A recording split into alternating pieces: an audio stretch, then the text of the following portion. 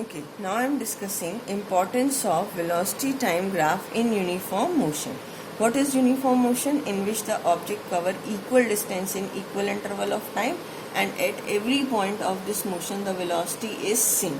Velocity is constant, velocity is same. So अगर मैं आपको कहूँ plot the VT graph for this is velocity V, तो at every time the velocity remain same. Her point पे velocity क्या रहेगी? Same. अगर एक कार या स्कूटर एक 50 किलोमीटर पर आवर की स्पीड से जा रहा है और उसकी स्पीड कांस्टेंट है हर पॉइंट पे, ठीक है, तो v क्या रहेगी? Constant, right. अब आप क्या करेंगे, इस ग्राफ से हम क्या फाइंड आउट कर सकते हैं? इस ग्राफ से आपको फाइंड आउट कर सकते हैं हम, अगर हम दो पॉइंट मार्क करते हैं a और b, right. Corresponding to a the time is t1 and corresponding to b the time is t2, and here the velocity is v. Body कितनी वेलोसिटी से मूव कर रही है? v, कांस्टेंट वेलोसिटी से. if I will ask from you, find the displacement of object in the time interval t2 minus t1, t2 minus t1, तो displacement क्या होगा? v into t2 minus t1, right student. If this is the origin o, तो we can write this point as c, this point as, इसको c ले लेते हैं, इसको d ले लेते हैं, a b c d. Now we can write velocity as, velocity क्या है? y एक्सिस पे, so we can write this as ad और da, anything you can write. t2 oc, this is t1 is od, this point is d, this point is d. अब ad आपकी velocity है और ये आपका ad, oc में से od minus करोगे तो कितना आ जाएगा? cd. This is the displacement, right. Displacement is ad into cd.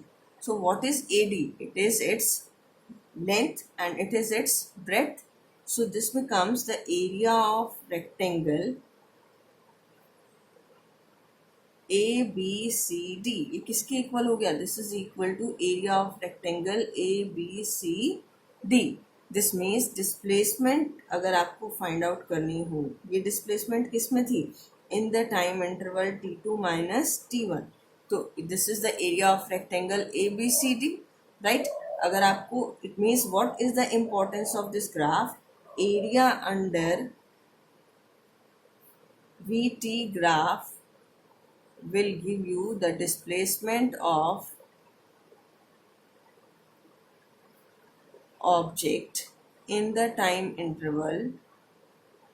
The area under VT graph will give you the displacement of the object. ये ग्राफ कहाँ से कहाँ है? 0 से t तक. Displacement of the object in the time interval 0 to t. अगर t2 minus t1 में निकाला तो कितना एरिया आप लोगे? इसी एरिया ABCD जो अंडर t2 माइनस t1 आएगा. और अगर 0 to t निकालना है तो आपको क्या लेना पड़ेगा? पूरा एरिया, राइट स्टूडेंट. और अगर वेलोसिटी नेगेटिव है, बिकॉज वेलोसिटी में भी पॉजिटिव और वेलोसिटी में भी negative. If velocity is negative, velocity is negative, negative का मतलब क्या है कि अगर आपकी बॉडी नेगेटिव डायरेक्शन में, यहाँ वेलोसिटी है, ये पोजीशन टाइम ग्राफ है, राइट. और तो वेलोसिटी अगर नेगेटिव है, माइनस v है, तो डिस्प्लेसमेंट भी आपकी क्या होगी? Displacement of object you will take negative of area under VT graph. ठीक स्टूडेंट. अगर आपका डिस्प्लेसमेंट पॉजिटिव है, sorry, this is velocity time graph.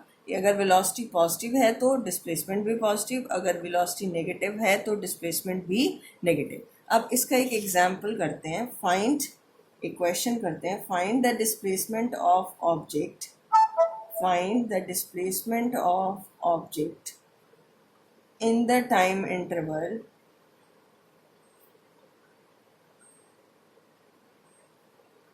From this graph. Graph बता रही हूँ मैं. This is 0,